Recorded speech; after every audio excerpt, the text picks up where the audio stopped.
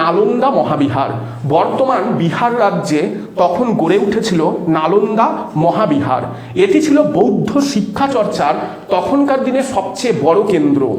এই বৌদ্ধ কেন্দ্রটি যে কেবলমাত্র তখনকার দিনের শাসকদের সাহায্য পেয়েছিলেন তাই না, অনেক জমির মালিকরাও জমি ও অর্থ দিয়েও এই বৌদ্ধ শিক্ষা কেন্দ্রটিকে সাহায্য করেছিল।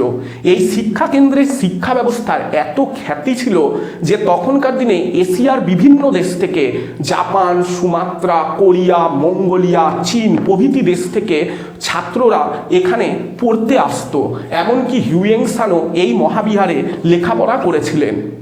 এই মহাবিহারে 10,000 বৌদ্ধ ভিক্ষুর থাকার ব্যবস্থা ছিল, যাদের মধ্যে 8,500 ছিল ছাত্র এবং 1,500 ছিল শিক্ষক।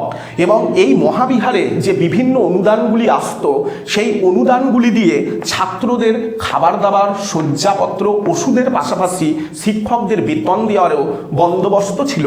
অর্থাৎ বলা যেতে পারে নালন্দা তৎকালীন বা সর্বকালেই একটি বিখ্যাত শিক্ষাকেন্দ্র ও বৌদ্ধ চর্চার পীঠস্থান হয়ে রয়েছে।